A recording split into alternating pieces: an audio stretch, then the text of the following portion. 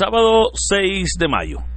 Hermanos, es un privilegio una vez más el poder compartir el mensaje de la bendita palabra de Dios. Mire, estamos llegando al primer fin de semana ya de este mes de mayo. Hoy es el primer sábado y podemos de la mejor manera pues el dar gracias a Dios, ¿verdad? Por su fidelidad, por su misericordia. El evangelio para hoy está tomado de San Juan, capítulo 14, versículos del 7 al 14. Doy lectura a la palabra de Dios en el nombre del Padre, del Hijo y del Espíritu Santo. Amén. En aquel tiempo Jesús dijo a sus discípulos: si ustedes me conocen a mí, conocen también a mi Padre. Ya desde ahora lo conocen y lo han visto. Le dijo Felipe: Señor, muéstranos al Padre y eso nos basta. Jesús le replicó: Felipe, ¿tanto tiempo hace que estoy con ustedes y todavía no me conoces? Quien me ha visto a mí, ha visto al Padre. Entonces, ¿por qué dices, muéstranos al Padre? ¿O no crees que yo estoy en el Padre y que el Padre está en mí? Las palabras que yo les digo, no las digo por mi propia cuenta. Es el Padre que permanece en mí, quien hace las obras.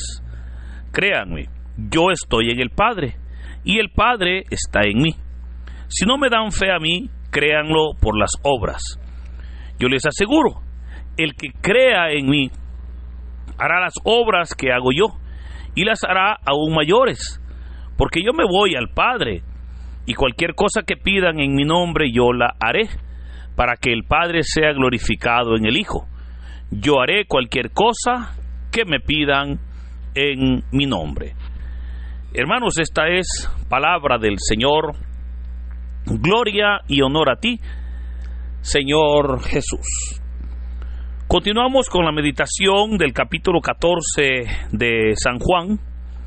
El día de ayer, ¿verdad?, meditábamos sobre los primeros 6 versículos y decíamos que este capítulo es parte de uno de los sermones más largos. De hecho, es el más largo que aparece en este evangelio de San Juan, ya que este evangelio pues se caracteriza porque el Señor hace un milagro y da una enseñanza, ¿verdad? Así ahora está ya en Jerusalén, y después de la institución de la Santa Eucaristía, después de que el Señor ha lavado los pies a sus discípulos, ahora les va a dar una serie de instrucciones, ¿verdad?, a través de este sermón o este discurso que nos presenta el Evangelio de San Juan, y que es el último, ya que inicia en el capítulo 13 y va a terminar hasta el capítulo 17.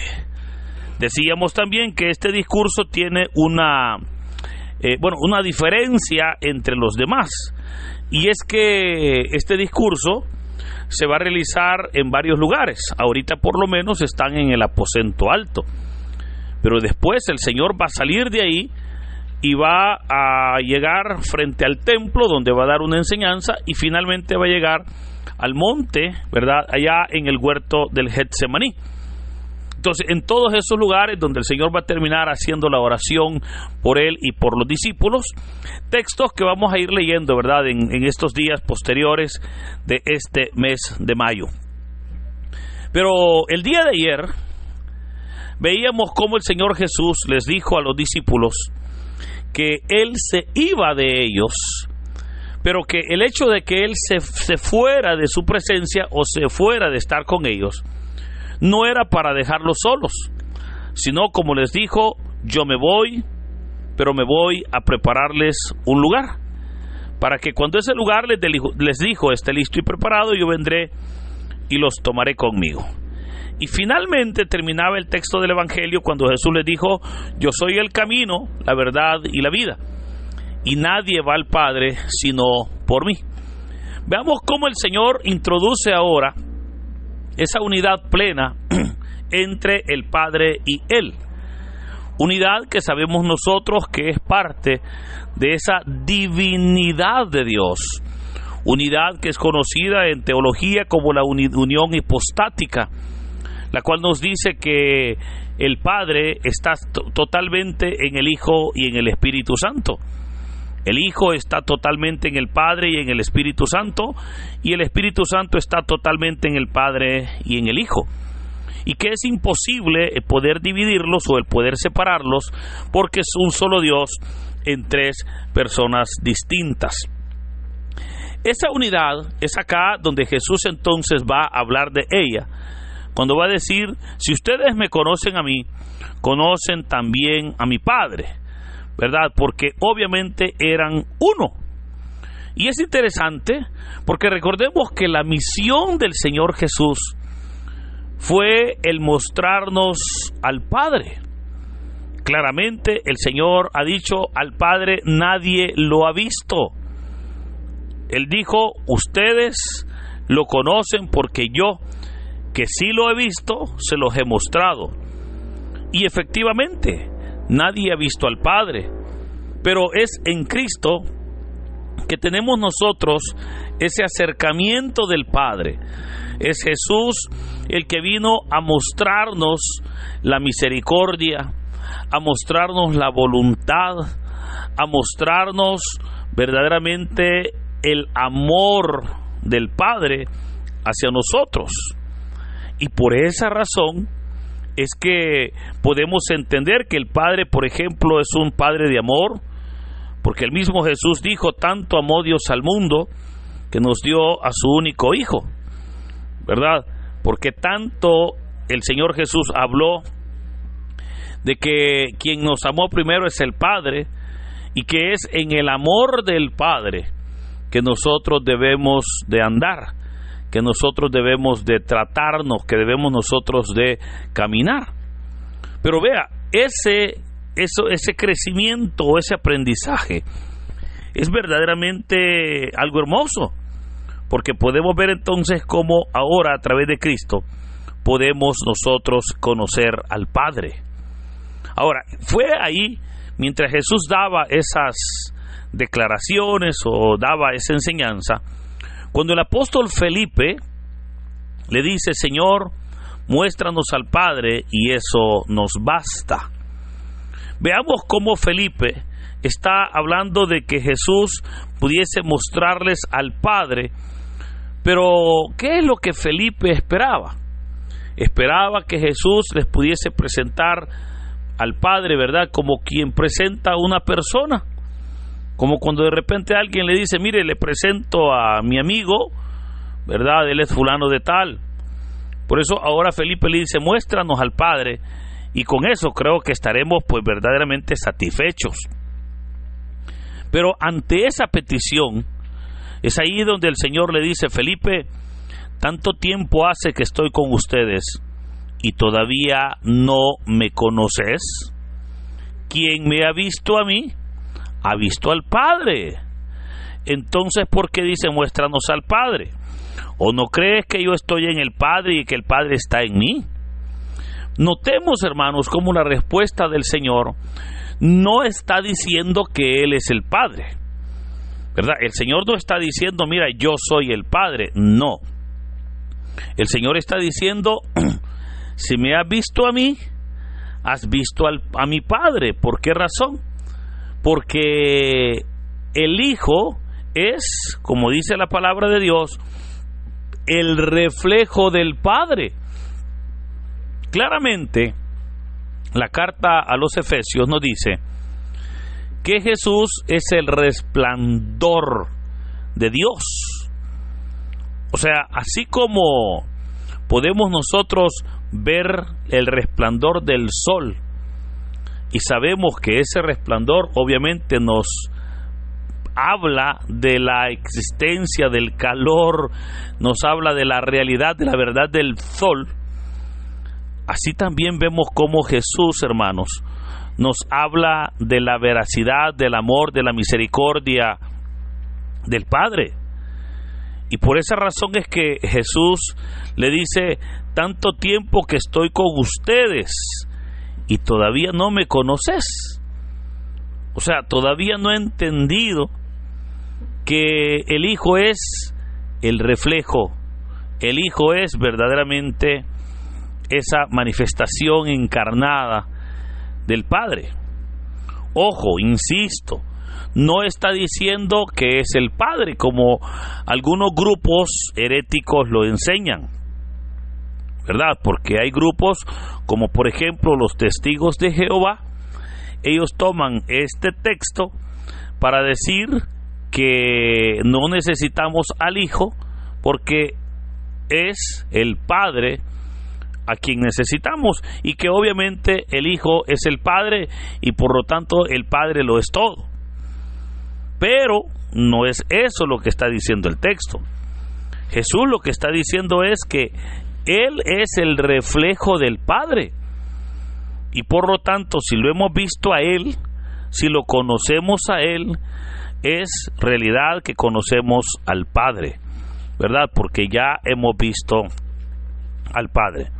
Ahora, esto, hermanos, es importante, fíjese, en nuestro crecimiento espiritual, porque claramente Jesús dijo que al Padre nadie lo ha visto, y ciertamente, ¿verdad?, al Padre no lo hemos visto, pero es el Hijo el que nos lo ha manifestado, es Jesucristo el que nos lo ha revelado, y es por la revelación de Jesús que nosotros conocemos al Padre. Esa revelación es especial porque es Jesús el que nos muestra a un Padre de amor, a un Padre de misericordia. Pero hermanos, esta tarea es también la que todo creyente, todo cristiano debe de hacer en la obra de Dios de su vida. Por ejemplo, muchas personas podrán decir, ¿cómo puedo saber yo? Podrá decir alguien que Dios existe si yo nunca lo he visto. Y tiene toda la razón aquella persona que diga, yo no he visto a Dios, porque no lo hemos visto. Pero hermanos, en Cristo Jesús tenemos nosotros al Padre, ya dijimos. Pero ahora, como hijos de Dios, como creyentes, alguien podrá decir, bueno, pero ¿dónde está Jesús? Muchos hablan del Jesús histórico, muchos hablan del Jesús crucificado, muchos hablan de ese Jesús, ¿verdad?, de hace 2000 años. Pero aquí es donde nosotros podemos mostrar a Cristo. ¿Y cómo lo vamos a mostrar? Bueno, en las obras. ¿Cómo lo vamos a mostrar? Con nuestro testimonio. ¿Cómo lo vamos a mostrar? Mire, que sea Cristo en nosotros. Como ha dicho el apóstol Pablo, Cristo en nosotros, esperanza de vida. Cristo en nosotros. Pero ese es un reto del creyente. Ya el apóstol Pablo ha dicho que el que está en Cristo nueva criatura es, ¿verdad? Pero es ahí entonces donde podremos decir, como dijo Pablo, ya no vivo yo, Cristo vive en mí. Y esa es la tarea ante un mundo en verdad difícil. Usted sabe, vivimos en una sociedad pero muy difícil, muy dura, donde las personas quieren ver para poder creer. Pues obviamente a nosotros nos corresponde presentarles a Cristo verdaderamente con nuestro testimonio, con nuestra conversión, con nuestra vida misma, para que las personas puedan creer en Cristo Jesús.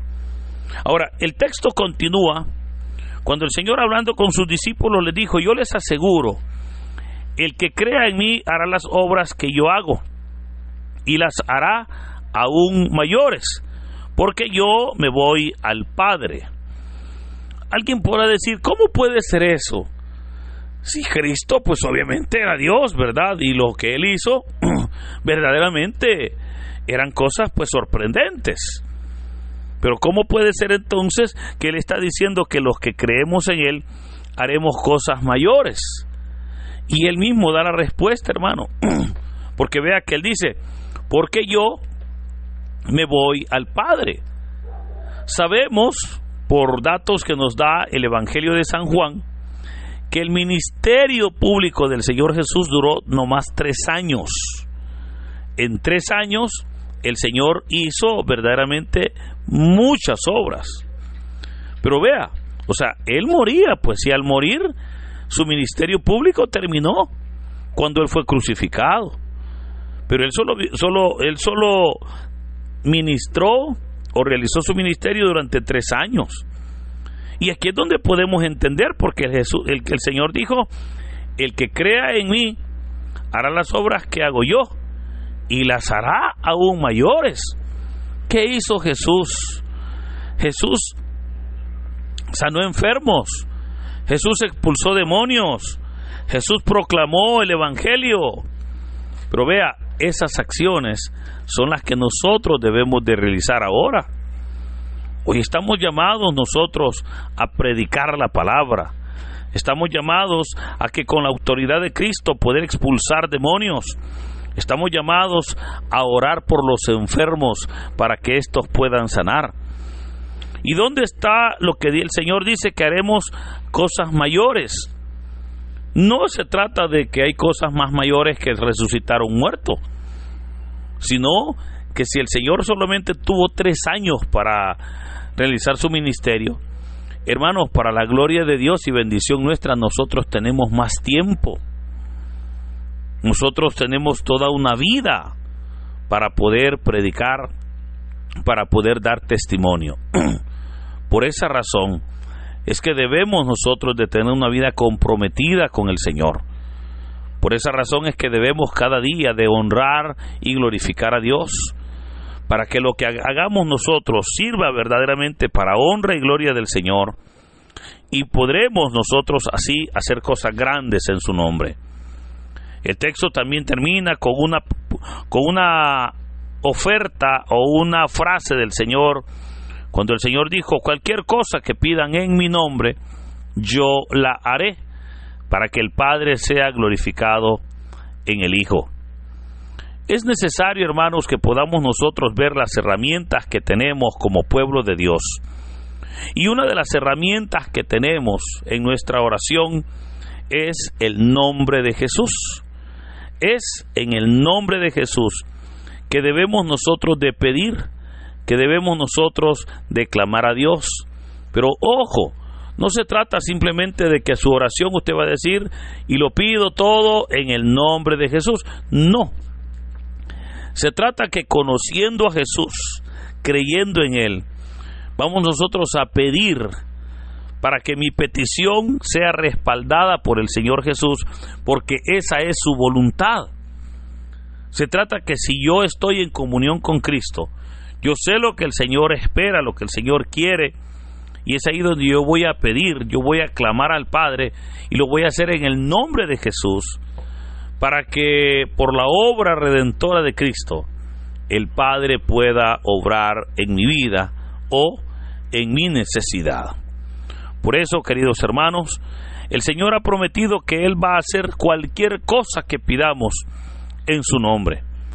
Yo le invito para que en nuestras oraciones podamos siempre pedir al Padre en el nombre de Jesús, porque sabemos, como ya ha dicho la palabra, que Jesús al resucitar recibió un nombre que está sobre todo nombre. ¿Ante quién nos va a decir la carta de los Efesios? Ante ese nombre toda rodilla debe de doblarse. Hoy entonces damos gloria a Dios, porque tenemos con nosotros el nombre de Jesús. Hoy podemos entonces pedir, y de acuerdo a la voluntad del Señor, sabemos que recibiremos lo que estamos pidiendo, porque lo hacemos en el nombre de Jesús. Por eso, queridos hermanos, que este hermoso día Dios pueda bendecir nuestras vidas, que podamos nosotros orar, pedir, clamar, gemir, y que al presentar nuestras intenciones de oración, lo hagamos no confiando en nuestra capacidad, no confiando en nuestra fuerza, no confiando, porque no hay nada que ofrecer a Dios por nuestra propia naturaleza, sino más bien confiando en el nombre de Jesús, reconociendo que es Cristo el que resucitó, y es por Él y con Él que, como ya lo he dicho el Evangelio, iremos al Padre y recibiremos esa respuesta hermosa de Dios obrando en nuestras vidas. Todo lo que pidan al Padre, dijo Jesús, lo van a recibir en mi nombre. Por eso, en el nombre de Jesús, pidamos a Dios que tenga misericordia de nosotros. Que el Señor, queridos hermanos, en este hermoso día pueda bendecir nuestras vidas. En el nombre del Padre, del Hijo y del Espíritu Santo. Amén. No hay lugar más alto, más grande que estar a tus pies, que estar a tus pies.